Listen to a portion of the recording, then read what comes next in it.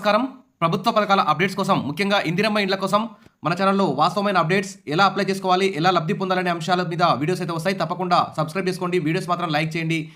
ఇక వివరాల్లోకి వెళ్తే ప్రభుత్వం ఇల్లు మంజూరు చేస్తుందేమో అని ఏళ్ల తరబడి ఎదురు చూస్తున్నాం. కళ్ళు కాయలు కాస్తున్నాయి తప్ప ఉపయోగం ఉండడం లేదు. నేను 10 ఏళ్లుగా అద్దె ఇంట్లో ఉంటున్నా, సొంతింటి కల నెరవేరుతుందో లేదో అని ఈ విధంగా ప్రజలందరూ కూడా మరి ఇందిరమ్మ ఇళ్ల కోసం అయితే తెలంగాణలో ఎదురు చూస్తున్నారు. మరి ఎన్నికల హామీల్లో భాగంగా కాంగ్రెస్ ప్రభుత్వం అయితే మరి ఇందిరమ్మ ఇల్లు కట్టించాలనే లక్ష్యంతో ముందుకైతే వెళ్తుంది.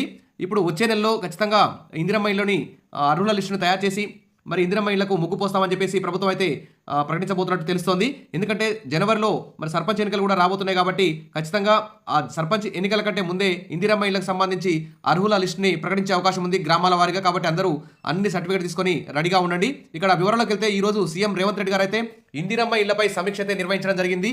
ఈ ఇందిరమ్మ ఇళ్లపై సీఎం రేవంత్ కీలక ప్రకటన కూడా చేయడం జరిగింది. ఇందిరమ్మ ఇళ్ల మంజూరులో నిరుపేదలకు తొలి ప్రాధాన్యం ఇస్తామని సీఎం రేవంత్ అన్నారు.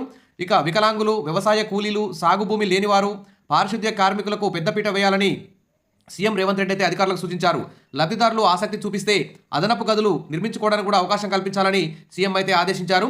ఇక ఆదివాసీ ప్రాంతాలు, ఐటీడీఏ, గిరిజన ఏరియాలలో ఇళ్లకు సంబంధించి ప్రత్యేక కోటా ఇచ్చేందుకు కూడా చర్యలు తీసుకోవాలని సీఎం అయితే ఆదేశించడం జరిగింది. ఇది ఇందిరమ్మ ఇళ్లకు సంబంధించి ఈరోజు ముఖ్యమైన అప్డేట్. అదేవిధంగా రైతు భరోసా, ఇందిరమ్మ ఇళ్ల పథకం ముహూర్తం ఇదే కేసీఆర్ దీక్షపై కోమటిరెడ్డి కూడా సంచలన వ్యాఖ్య చేయడం జరిగింది. వచ్చే నెలలో ఇందిరమ్మ ఇళ్ల పథకం ప్రారంభిస్తామని తెలంగాణ మంత్రి కోమటిరెడ్డి వెంకటరెడ్డి తెలియజేశారు. ఇక్కడ చూస్తే గత 10 ఏళ్లలో కేసీఆర్ ఎవరికి డబుల్ బెడ్రూమ్ ఇల్లు ఇవ్వలేదని ఆరోపించారు. 1,00,000 కోట్లు అప్పు చేసి కాళేశ్వరం కడతా అని చెప్పి కూలిపోయే కాళేశ్వరం కట్టారని, మేము ఖచ్చితంగా ఇందిరమ్మ ఇల్లు నిర్మించి తీరుతామని చెప్పేసి ఇక్కడ ప్రభుత్వ వర్గాలు అయితే ఇక్కడ ప్రకటిస్తున్నాయి. ఇది ఇలా ఉంటే ఇంకో పక్క ఇందిరమ్మ ఇళ్ల సర్వేకు పైలట్ జిల్లాల ఎంపిక అంటూ ఇక్కడ న్యూస్ రావడం జరిగింది. ఇందిరమ్మ ఇళ్ల లబ్ధిదారుల ఎంపిక కోసం మహబూబ్ నగర్లో తర్వాత పైలట్ ప్రాజెక్ట్గా సెలెక్ట్ చేయడం జరిగింది. 4 జిల్లాలు అయితే ఎంపిక చేశారు. వీటిలో మెదక్, భద్రాద్రి కొత్తగూడెం, నిజామాబాద్ జిల్లాలతో పాటు మహబూబ్ నగర్ జిల్లా కూడా ఉంది. మరి పట్టణ ప్రాంతంలో ఒక వార్డు, గ్రామీణ ప్రాంతంలో ఒక గ్రామాన్ని తీసుకొని ఈ ఇంటింటి సర్వే అయితే చేపడుతున్నారు. ఇక్కడ చూస్తే ప్రజాపాలనలో ఇందిరమ్మ ఇళ్ల కోసం దాదాపు 83 లక్షల అప్లికేషన్లు అయితే వచ్చాయట. ఆయా ప్రజాపాలనలో వచ్చిన ఇందిరమ్మ ఇళ్ల కోసం వచ్చిన దరఖాస్తులను ప్రభుత్వం ప్రత్యేక యాప్లు అన్నింటినీ నమోదు కూడా చేయడం జరిగింది. ఆ యాప్ ఆధారంగానే ప్రస్తుత సర్వే అయితే కొనసాగుతుంది. మరి ప్రజాపాలనలో సమర్పించిన వివరాలు సరిగ్గా ఉన్నాయా లేదా, రేషన్ కార్డు, ఆధార్ కార్డులు, ఇతరత్ర వివరాలు అయితే సేకరిస్తున్నారు.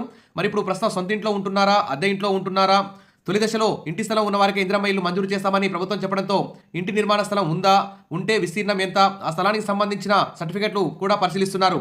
ఇక వారి రేషన్ కార్డు ఉన్న ఆర్థిక స్థితిగతులపైన ఆరా తీస్తున్నారు.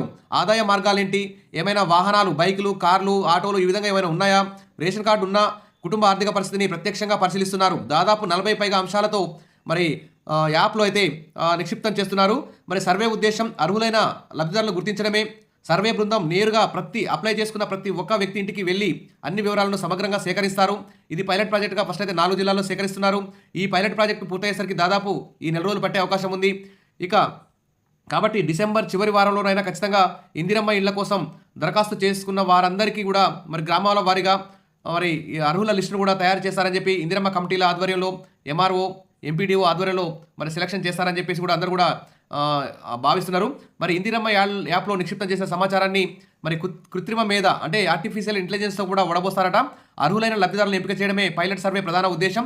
ఈ సర్వేలో సమాచార సేకరణలో ఏమైనా సమస్యలు తలెత్తుతున్నాయా, ప్రస్తుతం ఉన్న యాప్ ఎందుకు అనుగుణంగా ఉందా, ఇంకా ఏమైనా మెరుగుపరచాలా, అర్హుల ఎంపిక మరింత సులభతరం చేయవచ్చా అనే అంశాలను కూడా పరిశీలించనున్నారు.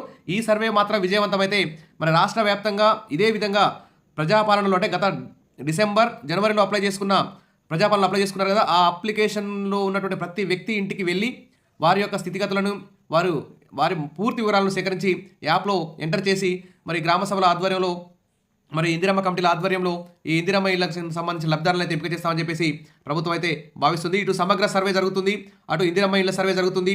ఎన్నిసార్లు సర్వే చేస్తారు, ఇందిరమ్మ ఇళ్ల సర్వే ఈ సర్వే చేయడం సర్వే అనుకుంటూ కాలయాపన జరుగుతుంది, కానీ ఇళ్ళు అయితే పూర్తి కావట్లేదని చెప్పేసి ప్రజలందరూ కూడా అసంతృప్తిగా ఉన్నారు.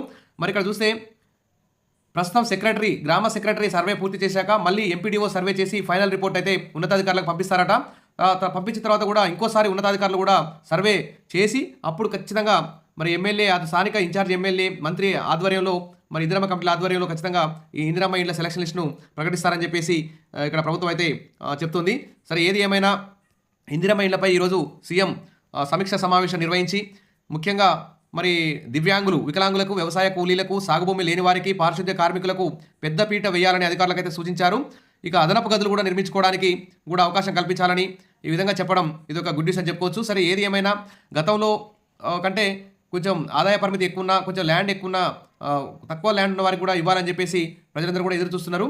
Wish all the best. మరిన్ని అప్డేట్స్ కోసం మన ఛానల్ని ఫాలో అవుతుండండి. వీడియోస్ అయితే లైక్ చేయండి, మీ ఫ్రెండ్స్ కూడా షేర్ చేయండి. Thank you.